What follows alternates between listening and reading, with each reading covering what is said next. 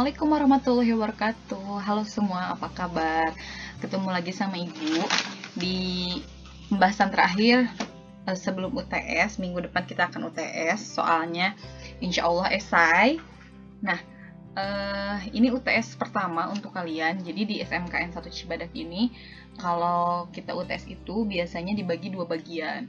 Nah, jika mata pelajaran Ibu ini jam belajar pertama, maka akan dilakukan di minggu pertama. Jadi, kalau pelajaran Ibunya itu di pelajaran genap, maka akan dilakukan di minggu yang kedua. Jadi, biasanya dibagi dua bagian. Nah, untuk UTS-nya, Ibu akan bahas apa sih? Yang akan Ibu bahas untuk di UTS-nya, kisi-kisinya itu dari bab 1 sampai dengan bab 3. Jadi, dari pembahasan apa itu algoritma, apa itu logika, apa itu flowchart, apa itu bahasa semu, prosedur code, lalu bagaimana cara menginstal, apa itu decoder, apa itu bolan C++, bagaimana mengetik di bolan C++, bagaimana mengetik di decoder, dan lain sebagainya. Jadi itu yang akan kita jadikan bahan untuk UTS. Nah, hari ini Ibu akan membahas tentang bagian B dari bab 3, alur pembuatan program. Bagian B itu membahas tentang alur pemrograman dengan bahasa C++. Kita menggunakan bahasa C++, tapi softwarenya kita menggunakan decoder. Ingat ya, bahasanya itu bahasa C++, tapi softwarenya itu menggunakan decoder. Nah, Bulan, kok kenapa tampilannya hitam? Kenapa tampilannya decoder?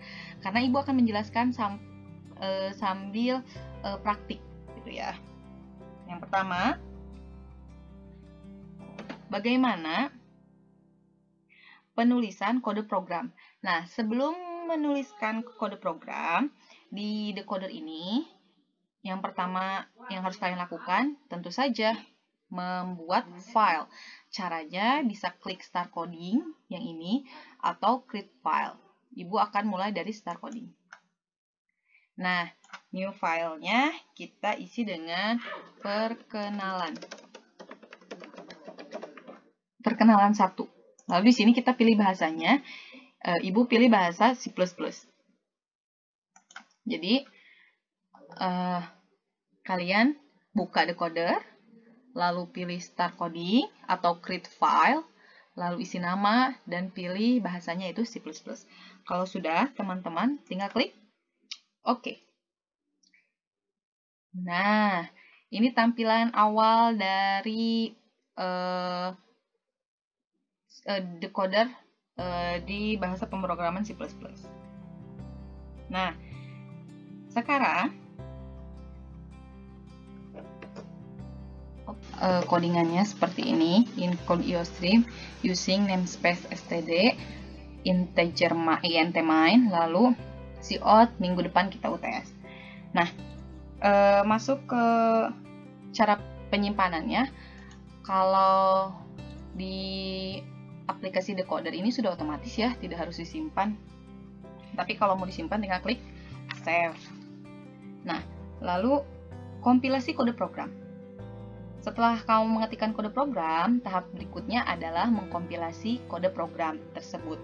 Caranya adalah dengan mengklik menu run. Nah, ini menu run-nya. Lalu klik compile. Kamu bisa juga menekan tombol keyboard.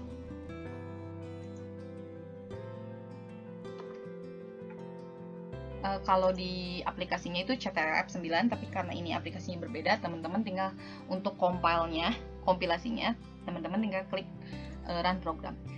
Run kode. Ibu, apa kompilasi itu? Kompilasi itu mengcompile program atau menjalankan program untuk memastikan bahwa program itu ada yang salah atau tidak. Contohnya, ketika kita run, nah, kalau bacaannya seperti ini, search file.cpp in function in main, kurung buka, kurung tutup, expanded titik koma before kurung kurawal. Artinya, ada yang kurang titik komanya gitu. Jadi run kode itu gunanya untuk memastikan bahwa program itu ada salah pengetikan atau tidak. Nah, Setelah program berhasil dikompilasi tanpa kesalahan, penulisan atau sintak, maka saatnya menjalankan atau mengeksekusi kode program tersebut. Caranya tinggal klik tadi run kode. Nah, ini hasilnya minggu depan kita UTS. Kita masuk ke materi C, aturan penulisan dan sintak bahasa C++.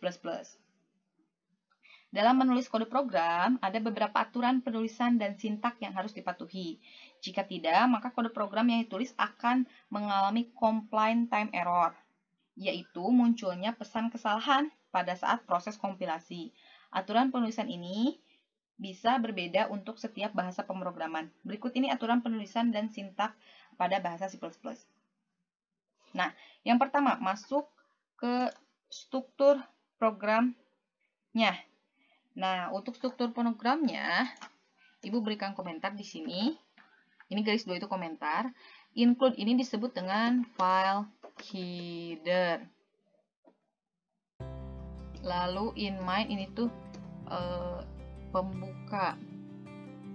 Garis miring 2. Tag pembuka. Ini coding. Ini isi program. Jadi yang di bawah tanda kurawa itu isi program. Kalau ini akhir program. Jadi kurung kurawa itu untuk mengakhiri program. Yang kedua, gaya penulisan. Setiap pernyataan dalam kode program dituliskan baris per baris untuk memudahkan pembacanya. Kamu bisa pula memberikan spasi untuk tabulasi pada saat menuliskan pernyataan yang terdapat dalam suatu blok tertentu. Misalnya, pernyataan-pernyataan dalam blok fungsi, percabangan, atau perulangan. Nah, untuk perintah menampilkan, di sini menggunakan cout. Lebih kecil. Untuk perintah masukkan menggunakan cin. Yang ketiga, penulisan komentar. Dalam kode program, komentar berfungsi untuk memberikan keterangan tentang bagian tertentu pada kode program tertentu. Nah, Ibu sudah contohkan komentar itu ini. Jadi, komentar ini fungsinya untuk memberikan keterangan tentang bagian tertentu pada kode program tertentu. Pernyataan berupa komentar tidak akan diperiksa oleh kompilator ataupun dieksekusi, sehingga komentar dapat pula berfungsi untuk melewatkan atau mengabaikan baris program yang mengalami kesalahan dan sedang diperbaiki. Nah, kalimat program ditandai dengan garis miring 2. Itu aja materi dari Ibu. Minggu ini sedikit hanya pengulasan cara penulisannya. Nah, minggu depan jangan lupa kita ujian. Ujiannya itu dari bab 1 sampai dengan bab 3. Silahkan dikerjakan tugasnya. Nanti Ibu sematkan tugasnya. Kalian bisa ngulik lebih banyak decoder ini dengan bahasa C++, bisa cari tutorial di Google dan lain sebagainya. Terima kasih banyak. Assalamualaikum warahmatullahi wabarakatuh.